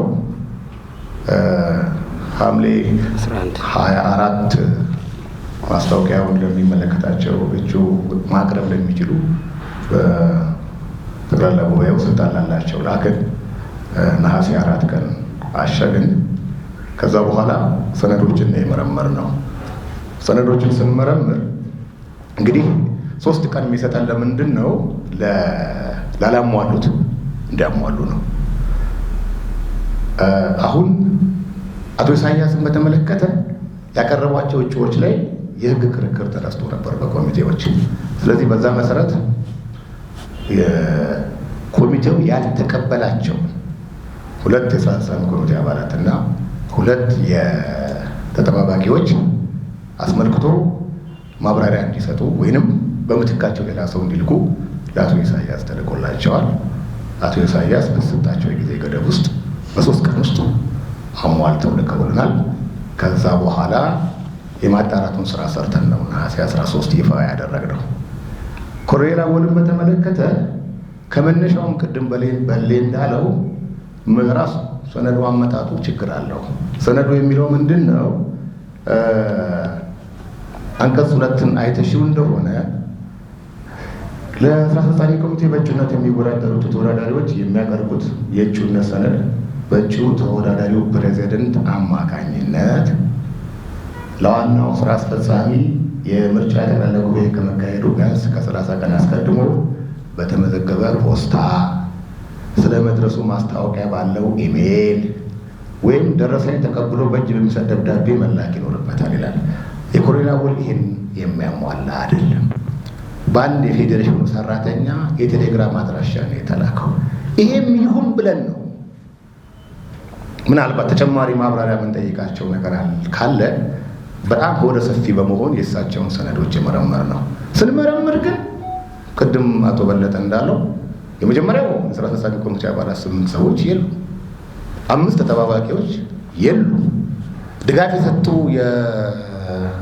ክለቦች የሉ ከትግራይ ክልል ፌዴሬሽን በስተቀር። ከዛ ውጪ በመተዳደሪያ ደንቡ መሰረት የማያሟሏቸውን ነገሮች ስላሉ ከእሳቸው ጋር በተደረገ ግንኙነት እሳቸው በይፋ እኔ በውድድሩ አልቀጠሩም ስላሉን ነው እሳቸውን ትተን የአቶ ኢሳያስን ሰነዶች ለመመርመር የበቃ ነው እና በዛ መንገድ ነው ይሄድ ነው። አንቀጽ 11 በተመለከተ ምናልባት ቅድም ኑራ ስታነቢው የእጩዎች ይፋ ዝርዝር አስፈላጊ ሆኖ ሲገኝ ነው የሚለው አንብበሽው እንደሆነ ቆይላ በዋንዴ የእጩዎች ይፋዊ ዝርዝር ተደራሽ በሆነ ጋዜጣ መታተምና አስፈላጊ ሆኖ ሲገኝ በሀገሪቱ ሕግ ውስጥ በግልጽ ከተደነገገ ለመረጃ ይዘንደን ለሚመለከታቸው የመንግስት አካላት መላክ ይኖርበታል። ይሄ መቼ ነው? 10 ቀን ሲቀረው የምናደርገው ነገር ነው። ይፋዊ መግለጫው የሚወጣው ቅድም ባየነው አንቀጽ 8 መሰረት 10 ቀን ሲቀረው አስፈላጊ ሆኖ በአዲስ ዘመንም በኢትዮጵያ ሜራንድም ይላካል። ጠቅላላ ጉባኤ መላኩ እንደተጠበቀ ሆኖ በዛ መሰረት እናስኬደዋለን። አስፈላጊ ነው አይደለም የምርጫ ኮሚቴው የሚወስነው ጉዳይ ነው። እጩ ማለት ምን ማለት ነው? ለውድድር የቀረበ ነው። እንግዲህ ምርጫ አይደል ያለው ምርጫ ነው ወይ ብላችሁ ብትጠይቁኝ እንግዲህ እሱን ያለቃ ኪዳነ ወልድ ክፍሌንና የደስታ ተክለ ወልድን መዝገበ ቃላት ሄዶ ማየት ነው። እዚህ ጋር የአካዳሚክ ክርክር አይደለም እና በራሳችን መንገድ ብንሄድ ጥሩ ነው። ጥሩ ነው። ለ71 ዓመታት ቅድም ያልካቸው ሰውዬ በ11 ዓመት መርተዋል። ከዛ ውጪ አቶ ኢሳያስ እኮ ሪከርዱ ሰበሩት ነው። ይኸውልህ ግንቦት 7 ቀን 2014 ዓ.ም ኢሲኤ አዳራሽ በተደረገው ጠቅላላ ጉባኤ ላይ መተዳደሪያ ደንቡን መሻሻል በተመለከተ ዝርዝር ጥናቱን ያቀረብኩት እኔ ነኝ። ያ መተዳደሪያ ደንብ ነው ዛሬ ይዘነው እሱን እያስፈጸምን ያለ ነው። እዚህ መተዳደሪያ ደንብ ላይ አንድ የስራ አስፈጻሚ ኮሚቴ አባልም ሆነ ፕሬዚደንት ሆኖ ለመወዳደር የሚፈልግ ሰው በተከታታይ ለ3 ተርም በተከታታይም ሆነ ተከታታይ ባልሆነ መንገድ ለ3 ተርም ማገልገል እንደሚችል ተደንግጓል። አቶ ኢሳያስ ይህንን መሰረት አድርገው መጡ። ስለዚህ አንተ የጠቀስካቸው ሰውዬ በ1 ዓመት በለጡ ማለት ነው። ምን አደከማችሁ ከዛሬ ጀምሮ ፕሬዝደንት ናቸው ብለን ብንዘግብስ አትችልም። መስከረም 5 ቀን ጠቅላላ ጉባኤው ከዚህ ከእናንተ የበለጠ ጥያቄ ያነሳ ብለን እንጠይቃለን።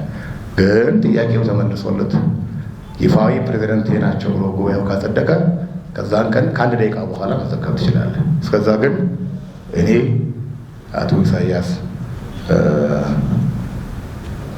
ፕሬዝደንት ሆነዋል ብሎ መዘገብ በሕግ ያስጠይቃል፣ ተገቢም አይደለም።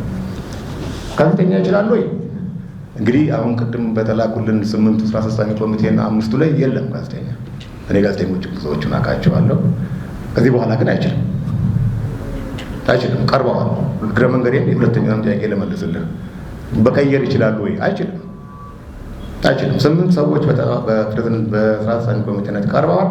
5 ተጠባባቂ ቀርተዋል። አለቀ። ቀርበዋል። አለቀ። ከዚህ በኋላ እነዛን እጩዎች ይዘን ነው ለጠቅላላ ጉባኤ የምናቀርበው። አይ ቲንክ ጥያቄ የሚመልሱ መሰለኝ። ምናልባት እዚህ ላይ የሚጨምረው ፕሬዚደንቱ በሚቀርቡበት ጊዜ 8 ሰዓትና 5 ተጠባባቂ ይዘው ቀርበዋል። እኛ እንደ ኮሚቴ ቅድም እንደተባለው የፕሬዚደንቱን ስናጣራ የስራ አስፈጻሚ በዚህ ውስጥ ቅድም ከሰብሳቢው እንደተገለጸ 2 ከስራ አስፈጻሚ ውስጥ 2 ከእጩዎች ከተጠባባቂዎች የማያሟሉ 3 ነገሮችን ነው የምናየው ብለናል። አንድ የፊፋን ሕግ እናያለን፣ የሀገሪቷን ሕግ እናያለን፣ የኢትዮጵያ እግር ኳስ ፌዴሬሽን እናያለን። በእነዚህ ውስጥ ያላሟሉትን ቅድም ኑራ ስትል እንደነበረው በ3 ለእነዚህ ነው እንዲያሟሉ በእነዚህ ቀናት ውስጥ እነዚህ ናቸው እንዲያመጡ እዚህ ቀን ይሰራል እንጂ ከዚህ በኋላ ወጥቶ የሚገባቸው የለም፣ ወጥቶ የሚገባ ሰነድ የለም። ኦልሬዲ ተፈራርመን አሽገን ቁጭ አድርገናል። እኛ ብቻ ሳይሆን ሌላ ኮሚቴ በጋራ ቁጭ ብለን አሁን አቶ ኢሳያስ ዛሬ ተነስተው አቶ በለጠን አስወጥቼ አንድ ነባር ጋዜጠኛ ላስገባ ነው ቢሉ አይችሉም። ቀኑ አለቀ፣ ተዘጋ። በነዛ በተሰጡት ቀናቶች ውስጥ እኛ በምናስቀምጣት ቀናት ውስጥ ነው መቀየር የሚችሉት። ያንንም 3 የመጠባበቂያ ቀን ስላላሟሉ ነው ባይዘው እነዚህንም ያደረግነው። እነዚህ የመጡ 8ቱ ስራ አስፈጻሚ ላይ የገቡት 2ቱ አካላቶች ስለማይችሉ መወዳደር ስለማይችሉ 2 ከተጠባባቂ ከመጡት ውስጥ ስለማይችሉ እነዚህም 4 ሰዎች ድጋሚ በእነዚህ በተጠቀሰው ቀናቶች ውስጥ ሰዓቱን አስቀምጠን በዛ ሰዓት ውስጥ እንዲያስገቡ አድርገን ያመጧቸውን 4ቱን እንደገና አጣርተን ነው ተቀባይነት አግኝቶ 8 ስራ አስፈጻሚ 5 ተጠባባቂ ተቀበልነውና ከዚህ በኋላ የሚጨመርም የሚቀንስም የለም። ቀጣይ ጠቅላላ ጉባኤው ግን እንደገና ፕሬዝደንት ቅድም እንዳልከው ፕሬዝደንቱ አሁን ለእኛ አሁን እሳቸው 4 ዓመት ይመራሉ ብለን አንልም። ምክንያቱም ነገ ጠቅላላ ጉባኤው ይህን ነገር ይራዘም አይሆንም ይሆናል ብሎ የሚወስነው ጠቅላላ ጉባኤው ስለሆነ አሁን ላይ ማውራት አንችልም። ጠቅላላ ጉባኤው ነው የምንጠብቀው። ስለዚህ የጠቅላላ ጉባኤውን የመጨረሻ ውሳኔ ስለምንጠብቅ እኛ ለጠቅላላ ጉባኤ የሄድንበት ርቀት እናሳውቃለን። ጠቅላላ ጉባኤውን የሚለውን ውሳኔ እንቀበል። ምርጫው መቀጠል አለበት ካለ ጠቅላላ ጉባኤው ነው የሚወስነው። ምርጫው መቀጠል የለበትም ካለ ደግሞ ምን ይሆን የሚለውን ሀሳብ የሚሰጠን ጠቅላላ ጉባኤው። እኛ የጠቅላላ ጉባኤውን ውሳኔ ማስከበር ነው የሚል ሀሳብ ለመስጠት ነው። ግልጽ ከሆነ ወንድሜ እርሱ ላይ እንደሱ አንዳንድ ቅሬታዎች ተቃውሞዎች አሉ። ግልጽ ናቸው። ኦፍ ማይክ የሚወሩ ስለሆነ ነው። አቶ ኃይሉ ህጉን አርቅቀው ራሳቸው አስፈጻሚ ሆነዋል ይባላል። ትክክል ነው ወይ? መጥራት ስላለበት ነው። ምክንያቱም ቅድም ግልጽ ነን እያላችሁ ስለነበረ በኮሪደር ከሚወሩ ወሬዎች ፊት ለፊት ወጥተው መስመር ስላለባቸው ነው። ሌላው ስለ ሀገሪቷ ህግ አንስተዋል። ቅድም ምርጫ አካሄድን በተመለከተ ከኢትዮጵያ እግር ኳስ ፌዴሬሽን ከመተዳደሪያ ደንቡ ከሀገሪቷ ህግ ነው ተብሏል። የሀገሪቷ ህግ ደግሞ ማንኛውም ምርጫ አድራጊ ማነው ተመራጭ በራሱ በግል ወይም ደግሞ ገለልተኛ ሆኖ ነው መቅረብ ያለበት ነው። ምንም አይነት ሪሶርስ ይጠቀም፣ ምርጫ አስፈጻሚ ኮሚቴው ምን አይነት ሪሶርስ ያለው ከፌዴሬሽኑ ገለልተኛ ሆኖ ነው ወይስ በፌዴሬሽኑ ሀብት ነው እየተጠቀመ ያለው? ግልጽ ነው ብሎት የገለልተኝነት ጥያቄ ስለሚነሳ ነው።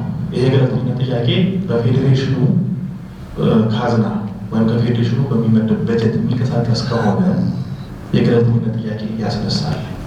ስለዚህ ጠቅላላ ጉባኤ ቆጥሮ ሰፍሮ የሰጣችሁ ሀብት አለው። ምክንያቱም ገለልተኛ መሆን ስላለበት ነው ይህንን የሚለው። ሌላው ጳጉሜ ማነው ነሐሴ 5 ባደረጋችሁት ማጣራት እኛም በኢትዮጵያ እግር ኳስ ፌዴሬሽን ይፋዊ ሚዲያ ላይ እንደተመለከት ነው ገባ ተብሎ ወይም እናንተ አሽገናል ብላችሁ ስታስገቡ የተመለከት ነው ወደ 4 ወይም 5 የሚጠጉ ካልተሳሳትኩኝ ኤንቨሎፖችን ይሄ ይመስለኛል ግርታ የፈጠረውና ስለሱም በደንብ ብታብራሩ ጥሩ ነው። እናንተ መውቀሳ ትደናላችሁ፣ እኛም ደግሞ ከጥርጣሬ ነፃ እንሆናለን ብዬ ስለማመን ነው። ቅድም እርሱም አንድ ነገር ጠቆም አድርገው አልፈዋል። ሚዲያዎች መጠየቅ አለባቸው ብለዋል። ያ መጠየቅ አለብን፣ ግን ምን መጠየቅ እንዳለብን ከምርጫ አስፈጻሚ ኮሚቴው ሳይሆን ከተቋማችን ይዘን ብንመጣ በኤዲቶሪያሉ መሰረት ስለሆነ ይህም እርምት ስለሚያስፈልግ ነው። ሌላው ሲያስት እርሶም እንኳን ውሃ ጠማዎት፣ እኛም በውሃ ተማልቀን ነበረ። ሚዲያዎች አመቺ የሆነ ምህዳር መፈጠር አለበት ብዬ ማለት ነው። ምናልባት አቶ ባህሩ እዚህ ጋር ነበረ ካልወጣ በስተቀር በህዝብ ግንኙነቱ በኩል ይደርሷል ብዬ አምናለሁ። ባለፈውም እዚህ በነበረው ሂደት አሁንም በምንም አይነት ሁኔታ ሚዲያዎችን የሚያከብር የሚመጥን ሰው የሚያከብር ደፍሬ መናገር ይችላል የሚያከብር አይደለም። ሁሉም ይህን ያልኩት ቅድም የሪሶርስ ጥያቄ አንስቻለሁ። ተገቢው ሪሶርስ ቢኖራችሁ ተገቢው ነገር ታደርጋላችሁ ብዬ ነው። ይህን ስል መጥፎ የሚወሰድ ነው። እንዲሁም ደግሞ ቅድም ነካሪው ያለፉትን ኢንቨሎፖቹ ሲታሽ ናንተ ሲሉ ገለልተኛ ብሎ ለማሰብ ከፌዴሬሽኑ ውጪ ባሉ የሚዲያዎችን ልክ እንደዛ ነው ተጠርቶ በይፋ በግልጽነት እነኚህ ነገሮች ማድረግ ለምንድን ነው ያልተቻለው ነው። ሌላው ክፉን ያርቀው አይበለውና ብቸኛውና ለብቻ ተወዳዳሪ ሆኖ የቀረቡት አቶ ኢሳያስ ጅራ በዕለቱ በተፈጥሮ እንዲሁም በሰው ሰራሽ ችግር መገኘት ባይችሉ አይበለውና ብያለሁ። አሁንም መገኘት ባይችሉ ምንድን ነው የሚለው ማን ነው የኢትዮጵያ እግር ኳስ ፌዴሬሽን ፕሬዚዳንት ሊሆን የሚችለው የሚል ነው። አመሰግናለሁ። እሺ፣ አመሰግናለሁ። መጨረሻ የአብርሃም ጥያቄ በደንብ ልመስ ከባድ ጥያቄ ነው ያቀረበው። በተለይ የመጨረሻው ጥያቄ አብይ ቀጥል። እሺ፣ አመሰግናለሁ። የተገናኘነው ትራንስፓረንሲ ለመፍጠር አይደለም። ስለዚህ አንዳንድ የጠየቅናቸው ጥያቄዎች በህጉ በደንብ ይመለሱና ባይ ዲፎልት ልክ ለእናንተ የሚጠቅም ሲሆን ደግሞ የሞራል ተደርገው የመለሱልን ነው እና እኛም አንዳንድ የምናነሳቸው ነገሮች ከዚህ አንጻር ከእግር ኳስ ውድበት አንጻር እንዲታዩ ነው። ለምሳሌ መተዳደሪያ ደንቡን እኛ መስጠት አንችልም በሚለው ህግ ላይ ፕላትፎርሙ ለምሳሌ ጥያቄ ያስነሳል። ምን ጥያቄ ያስነሳል? ምንድን ነው ክፋቱ? በዛ በንለቅ ይባል ለእኛ ብትሰጡ ምንድን ነው ክፋቱ? ምኑን መተዳደሪያ ሌሎች ነገሮችን ለምሳሌ ምንድን ነው ክፋቱ? አሁን እኛም የምንጠይቀው አንዳንዴ ከህጉ በተጨማሪ ፕላትፎርም ሀሳቦች ኢንተርቴን ተደርገው እግር ኳሱ የተሻለ እንዲሆን ከሆነ ማለት ነው። ሌላ እዚሁ የህግ ላይ ምን ችግር አለው በሚለው ማነሰው አሁን ከጀርባ በማደራጀት ሂደታችሁ ላይ ቅሬታ ተጨባጭ መረጃዎች አሉን። እኛ ያንን የሚፈታ ህግ ካላችሁ ማቅረብ እንችላለን። ሰዎችን ማገናኘት እንችላለን። ህጋችሁ ስራ አስፈጻሚ የምርጫ አስፈጻሚ ኮሚቴው በማደራጀት ሂደት ላይ እጩ በመላክ ሂደት ላይ ያጋጠመ ችግር ካለ እነዛን የምንመረምርበት ህግ አለ ወይ? አብይ አልገባኝም። ምን ማለት ነው? ይኸውልህ ይሄ ነፃ ቦታ ነው። የሚሰማህን ነገር ጠይቀኝ። አልተሰማኝም አይደለም አሸፋፍ ነው አብይ። አሁን አንተ እኮ በማደራጀቱ ሂደት ላይ የቀረበ ጥያቄ አለ ወይ እያልክ ነው ያለው አይደለም? ቅድም መለስ ነው እኮ። ገብቶኛል። ቀጥኔ ገብቶኛል። ከጨረሱ በኋላ አይ ሳይገባኝ በኋላ አልመለስክም እንዳትለኝ ነው ለማለት የፈለኩት። ገብቶሃል? ምርጫ አስፈጻሚዎች ያው ሶስቱ የጠቀሳችሁልን ነገሮች አሉ አይደል? በዛ ውስጥ ለምሳሌ በምታደራጁበት ሰዓት ላይ ቀድሞ አሁን እጩዎች ለምሳሌ እጩ በመላክ ሂደት ላይ መስተጓጎሎች ወይም አንዳንድ ነገሮች ቅሬታዎች ካሉ ምርጫ አስፈጻሚ እነዚህ ነገር የሚፈታበት ህግ አለ ወይ? ቅሬታውን ውስጥ ከተገባ ብቻ ሳይሆን እጩዎች የተላካችሁት ደብዳቤ መሰረት ምክንያቱም የእናንተ ደብዳቤ ተፈጻሚነት ሳይሆን ሲቀር ህግ አላቸው ያን የምታስከብሩበት የሚል ነው። በዚሁም በተነሳ ተጨባጭ መረጃ ካላችሁ ለጠቅላላ ጉባኤ ሪኮመንድ አድርጋችሁ ምርጫው እንዲራዘም ማድረግ ትችላላችሁ። እኛ አካናሹ ወልጊቭ ሰው ይህን ነገር ማለት ትችላላችሁ። ከህግ አንጻር ይኖራል።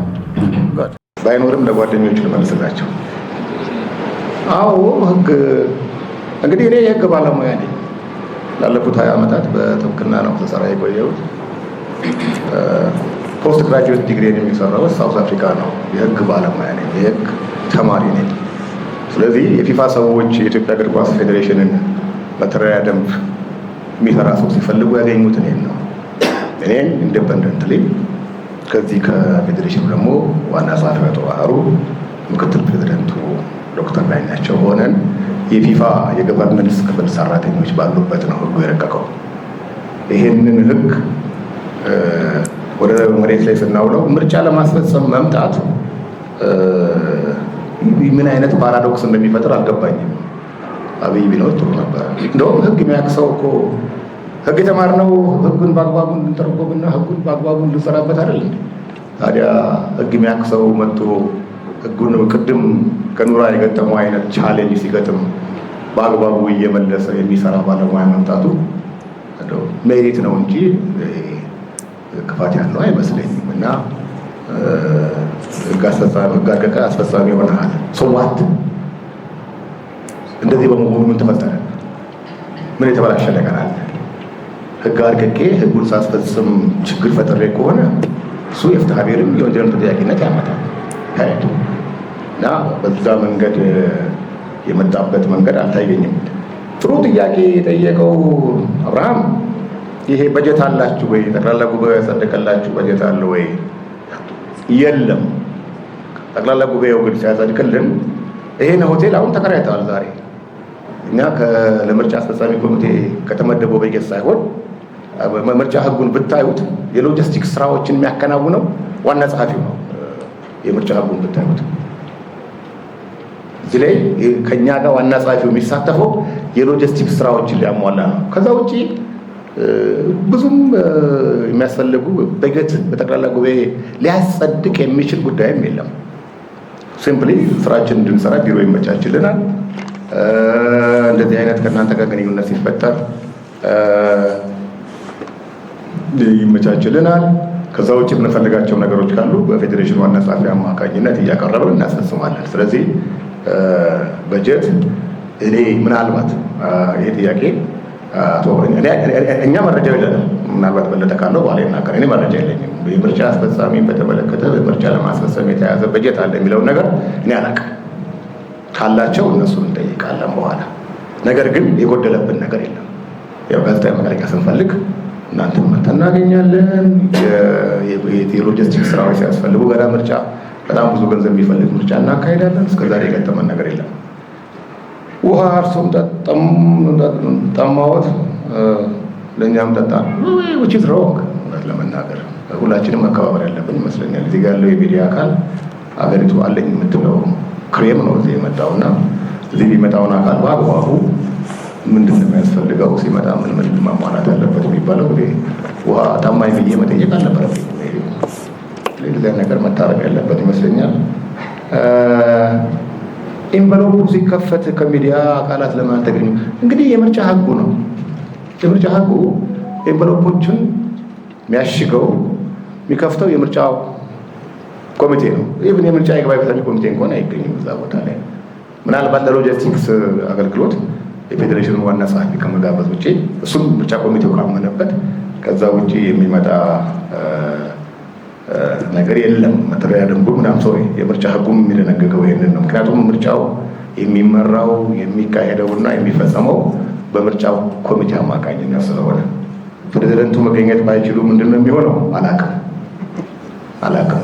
እግዚአብሔር ግን ክፉን አያድርስ። ሌላው አብይ ያቀረብከው የሞራል ጥያቄ አታንሳልን። አብይም ካለስተ እኔ ይገባል ይሄ ቢሮስ ውሰድ። እኔ ሁለቱንም ውሰድ፣ ደንቡንም ውሰድ።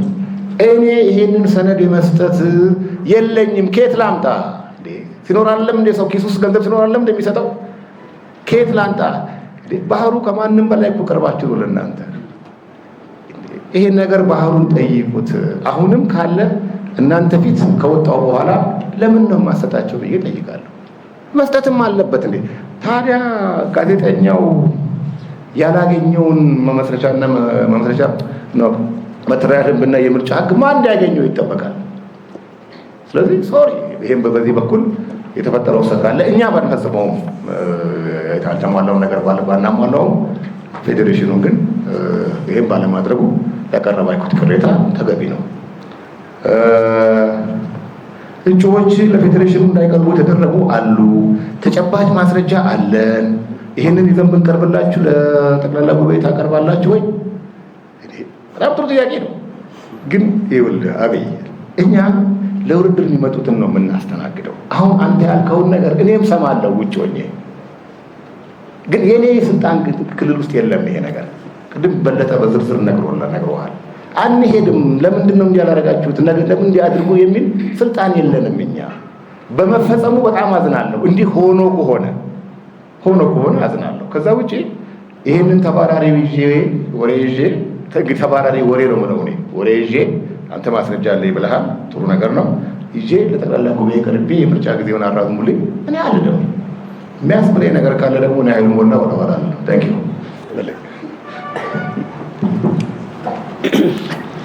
ያው የመተዳደሪያ ደንቡን ያው እጃችን ላይ ሆኖ የሚለው ነገር ግን ቀደም አይተናል ነገር ግን በቴሌግራምም መለዋወጥ እንችላለን። ችግር የለም። እንኳን አይደለም እዚህ ላላችሁ ሚዲያ ለሁሉም ለጠቅላላ ጉባኤ አባላት እኮ ተልኳል። የመተዳደሪያ ደንብ ለምርጫ ማስፈጸሚያ በሙሉ ተልኳል። አለበዛ የሚመለከታቸው አካላቶች በሙሉ ተልኳል። እኛ ቅድም እንደተባለው አባስተን የምንሰጥበት በጀት የለንም። በጀት ይሄ ነው ተብሎ የተመደበልን በጀት የለም። ስለዚህ አሁን መጠየቅ ይቻላል። አለዛ ደግሞ ቴሌግራም ላይ መላላክ የምንችልባቸው መንገዶች ካሉ በቴሌግራም እየተላላከ ግን ማንበብ ነው ማየት ይጠቅማል። ከዛ ውጭ የመጨረሻው ፕሬዚደንቱ ባይኖር የሚለው ጠቅላላ ጉባኤ ቅድም ወንድሜ ዛኋላ ከዛሬ ጀምሮ አቶ ኢሳያስ ጅራ ፕሬዚደንት ናቸውን ለመዘገብ እንችላለን ብለው እንዳሉት ሁሉ የዛን ቀለታም ችግር ቢኖር እኛ ጠቅላላ ጉባኤ ላይ ዘመኑ ፕሬዚደንቱ እንዲያለ ችግር ገልቧል ምን ትሉን አላችሁ ብለን የምንጠይቀው ጠቅላላ ጉባኤ ነው። ጊዜ የሚሰጠን ጠቅላላ ጉባኤ ነው። ጊዜ እንዴት እናድርግ የሚለው ጠቅላላ ጉባኤ ነው። እኛ ተጠሪነታችን ለጠቅላላ ጉባኤው ስለሆነ ማለት ነው። ስለዚህ ምን ይገጥማል የዛን ቀን አላውቅም። አይደለም እነሱ እኛ ምን እንደሚገጥመን አናውቅም።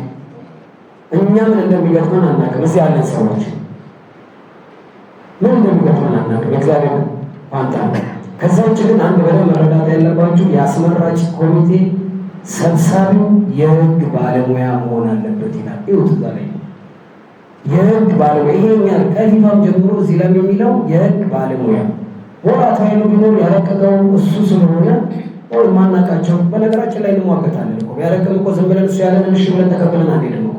ይሄ ህግ ማለት ምን ማለት ነው ብለን አትፈሩን እንጠይቀዋለን። አያስፈራን አይቆርጠን ህጉን ተርጉም ብለን የምንሄድባቸው አሰራሮች አሉ። ከዛ ውጭ እንግዲህ አብዛኛው ኢትዮጵያ ውስጥ ያሉ ፌዴሬሽኖችን በጣም ከኔ በላይ የሚቀርባለ ብዬ አላስብም። ቀርባቸዋለሁ፣ መረጃ እንለዋወጣለን፣ እንሰማለን። ክለቦች ጠቅላላ ጉባኤ ያሉ ክለቦች 122 ክለቦች ብታይቁ በሙሉ ጋር እንግባባለን። ነገር ግን ሄዶ ፕሬዚደንት ሊሆን ስራ አስፈጻሚ ሊሆን ብሎ ጠይቆ ከከለከለው መጠየቅ ያለበት የከለከለው ፌዴሬሽን ነው። እኔ ለምን ከለከልከው ብዬ ሄጄ ምን አገባህ እኔ በምፈርመው እኔ በማደርገው ማህተም አንተ ማነህ አንተ አስመራጭ የሚጠባብ የመጣልህን ነው የምሰራው እንጂ በእኔ ጉዳይ ምን አገባ ቢላይ ምንድን ነው መልሳቸው? ስለዚህ እኔ አይሉ እንሰማለን ጭጭምታ ሰንበዲ ሰው አዲስ አበባ ሄጄ ተከለከልኩ ይላል፣ ሰንበዲ እንዲሆንኩ ይላል። ምንድን ነው እኛ ማድረግ የምንችለው? እስኪ ነገሩ እኛ ይህንን ማስገደድ እንችላለን አንችልም? እዚህ በዛ ደረጃ እንተረዱልን። ግን መሞገት ያ ሰውዬ የተከለከለው ሰውዬ ቀርቦ እንደዚህ በሚዲያ እኔ ቀርቤ ነበረ ተከልክያለሁ፣ ፌዴሬሽን ሄጄ ነበረ ሁሉ የእሱ ጉዳይ ነው ሊሆን የሚችለው። እኛ ጋር ግን ቀርቦ እኛ ከከለከልነው እኛንን መጠየቅ ያለብን እኛ ሳጥን ውስጥ ገብቶ ወይም እኛ ሳጥን ውስጥ አታስገባም ብለን ከከለከል ነው እኛ ነን ተጠያቂ።